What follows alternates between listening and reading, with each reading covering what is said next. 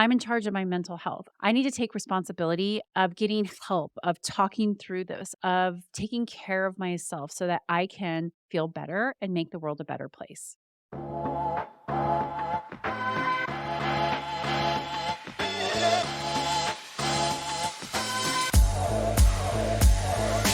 Hi, and welcome back to Reflect Forward. I'm your host, Carrie Siggins, and I hope you are having a great day today. Today, I would like to talk about what we're going to make 2024. It is really important for us leaders to show up intentionally this year.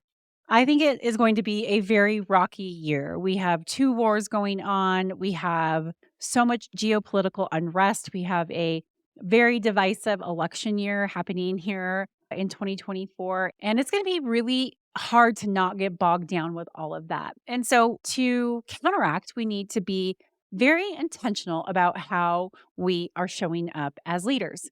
And so this is what I decided I wanted to focus on for 2024 because I don't want to feel bad. I don't want to get sucked into all of the world drama, which is easy to do. It's easy to get sucked into that news cycle, to worry about recessions and wars and elections and society and all of these things that are going on. But the reality is that so much of that is out of our control. In fact, all of it is out of our control.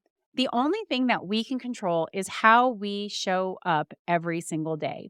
So I decided that I want to make 2024 the year of feeling good, the year of doing things that make me feel good, the year of doing things that make other people feel good, to live really intentionally with that positive ownership mindset and be that role model for people, be the bringer of joy to the world, to the office, to everything that I do to help counteract all of the negativity that 2024 has the potential to bring to us. So I wanted to share that with you today to encourage you to do the same thing. You are the architect of your own well-being. And if you are healthy, it's so much easier for you to show up to your team, to your family, to your community as healthy. So this year brings the opportunity to really be the architect of our well-being. And not just as a New Year resolution, but really as evolving, because that's what we're here to do. We need to evolve into better versions of ourselves, not devolve into the negativity, into the hype, into the polarization that's so easy to fall into. But we don't have to. We don't have to make that choice. Instead, I really would like to encourage you to live by Gandhi's words. I love his statement, be the change you want to see in the world. And that change starts with your own well-being, your own mental health, your own mindset. So how do you embody this change? Well, you need to think about all of the activities that you do on a day-to-day basis, the relationship that you have, and the path that you take to feel good, both personally and professionally, and how you're role modeling that for other people. And this really goes beyond happiness. Now, happiness is something that is important to me. I strive to be happy. I strive to help my employees be happy. But happiness can feel very temporary. What this is really about is finding those activities and those pursuits that resonate at our core about who we really want to be, that bring this sense of fulfillment and that align with our values. It's about doing things every day that make us feel good, that enhance our relationships and that helps us radiate positive energy. And I know that that is not always easy, right? Bad days are going to happen. There is no doubt. We cannot control all that outside world, but we can say, I want to show up intentionally with this. Even though I'm feeling not so great, I'm in charge of my mental health. I need to take responsibility of getting help, of talking through this, of taking care of myself so that I can feel better and make the world a better place. So I want to talk a little bit about some of the things that I'm doing to improve the way that I feel and the way that I'm showing up in both my personal life and in my professional life. And hopefully this will inspire you to do the same. So, personal well-being actions. First, practice gratitude. Every single day, think about what you are grateful for. Write it down. This simple act can shift the focus about what's lacking with all the things that are going wrong to what's abundant in life, all the things that we have. And even better, practice gratitude towards the hard things. These challenging times, they help us grow as human beings. And sometimes it's not always easy to see that in the moment. But I know that every dark moment in my life, because I've chosen to work through it, to get the help that I need to change my mindset, they've always been a growth opportunity. And I am so grateful for all of the difficulties that I go through in life because I know it makes me a stronger human being. I don't always feel that in the moment, but I can feel that way afterwards because I know that it makes me stronger. So practice gratitude daily. Eat well. Put healthy food in your body. I just went to my doctor for my annual checkup and she said something really interesting. She said, seed oils are killing us. Grapeseed oil and canola oil and saffron oil and all of these seed oils are killing us. Don't eat processed food because they have all of those things in it. I was like, that's such a simple thing to do. I don't need to eat a cracker. I don't need to eat that chip. I need to eat foods that nourish me. I need to eat whole foods. I need to eat lean proteins. I know those when I eat that way, it makes me feel better. And when things are rushed, and I get it, it's hard to cook for yourselves, but there are so many healthy options out there now that it's crucial to having good health is to eat well. So put good things in your body so that you can feel good. Minimize complaining. So this is my January thing that I've been focusing on is to stop complaining. And oh my gosh, it's so hard. And when you focus on not complaining, you realize how much you actually complain. And when you complain, all it does is create more negativity, not just for you, but for everybody around you. I'm a huge believer that venting is a terrible thing. People say, oh, I just need to vent. But venting, all that does is just create that negative spin, that negative cycle that we live in. And it keeps us focused on what's not going well. So commit to reducing your complaints. Focus on finding solutions and maintaining that positive outlook. Turn your negative words into positive words, and that will really help keep your energy clear. It will really promote a proactive mindset, a positive mindset if you stop complaining.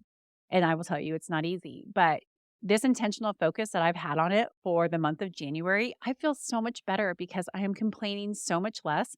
And when I catch myself complaining, I say, oh, nope, I'm going to turn that into something that's positive, or I'm just going to stop. It doesn't mean that I have to pretend everything is okay. It just means I don't have to actually say it out loud. And it has improved my mood dramatically.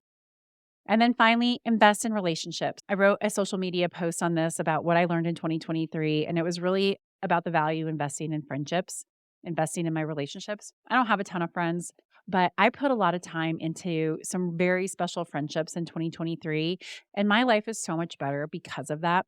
I put a lot of time into developing relationships with people on my team, with employees at Stone Age, with people in my community.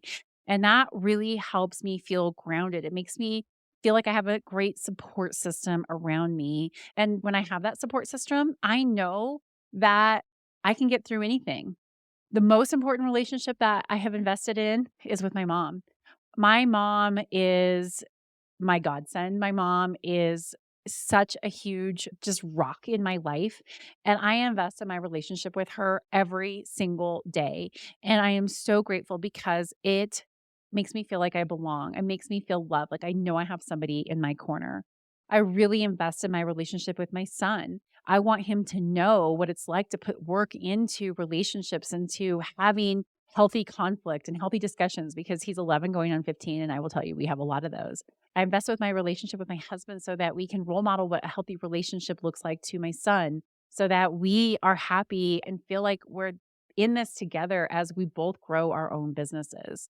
Invest in those relationships. They will make you feel better. It doesn't have to be a lot of them, but the ones that really matter, put the time in to develop those relationships. It makes a huge difference. All right, so now let's dive into professional well-being actions. So here are the 4 things that I do to focus on my professional well-being. First, I lead with empathy and transparency. This is really important to me.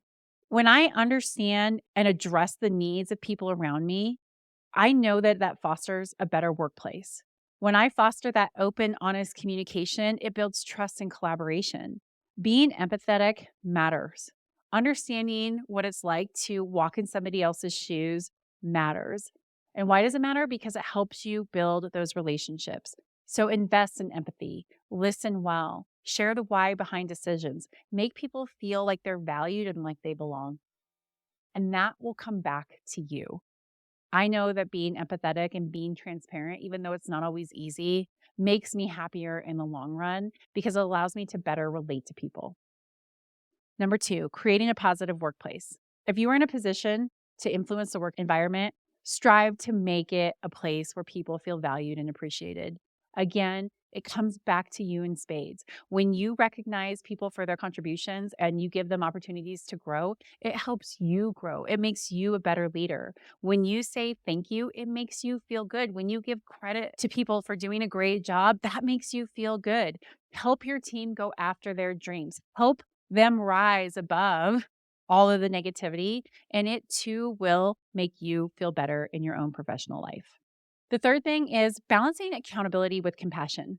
As a leader, you need to ensure that your team members are accountable for their tasks while also understanding their circumstances. And you need to do the same thing for yourself. You need to hold yourself accountable, but not beat yourself up when things go wrong. Things will go wrong. And your team will appreciate if you take the time to understand their unique situation and support them while you get back on track. You will appreciate when you're kind to yourself, when you hold yourself accountable, when things go wrong and when things go off track. That accountability and compassion together really does help your professional well-being. And finally, number 4, embracing lifelong learning. When you continuously seek opportunities to grow, to expand your knowledge, to expand your skills, to read, to learn new things, that helps you stay engaged and motivated. And it does for other people too. So always embrace that lifelong learning. Be curious, learn, grow. You will be so much happier for it. And don't be afraid to read things that are outside of your comfort zone. If you only read nonfiction, read fiction. It will really make life so much more enjoyable. I've read several fiction books this year, which I almost never do. And oh my gosh, it's just expanded my world. And it's really brought so much more fun to reading. And I look at that as embracing lifelong learning through reading, through seeing different experiences through the eyes of others, through great writing. So these are some of the things that you can do to integrate into your life to make 2024 the year of positive growth, of great well-being, of joy, of bringing other people joy. And I really encourage you to take these steps so that you can inspire yourself and those around you to do the same. And if you're not having a good day, that's okay. There's no doubt there's going to be difficult days, maybe even weeks or months that are going to be hard. Don't beat yourself up, right? Like I said, that balancing compassion with accountability. Hold yourself accountable to the way you're showing up, but be compassionate with yourself. If you are struggling, you can use these tips. 1, practice mindfulness. There is nothing better than taking a few deep breaths to clear your mind. Number 2, go for a walk. A brisk walk, even if it's bad weather, it releases endorphins. It improves your mood and it gives you energy. Going for a walk is such a great way to get grounded and to put things into perspective. And then number 3, I remind myself that this too shall pass. When you're in the thick of it, it's really hard to feel like things are going to change, but they will. Things will change. Time always makes things better. So just give it time. Take a deep breath, go out for a walk, and give it some time. Don't succumb to a negative, stressful 2024. Rise above it. Focus on your well-being. Focus on bringing that positive mindset to your life, to the lives of those around you. You can make 2024 a year of personal and professional development, evolution, really, by prioritizing well-being and making 2024 the year of feeling good. I hope that inspires you. I am not going to do questions of the week anymore. I want to tighten these up and make them more consumable because time is such a precious resource. So I'm foregoing that for season 3. So that's it for today. I hope you enjoyed this podcast and I look forward to seeing you next week. And if you like this podcast, please write a review, like it, share it with a friend. It always helps with the algorithms. And if you want more insight, inspiration on this kind of mindset, consider buying my book, The Ownership Mindset, a handbook for transforming your life and leadership. You can find it on Amazon or Barnes & Noble. I go into a lot more detail in this type of mindset and how you can inspire it in yourself and in others. Thanks so much. We'll see you next week.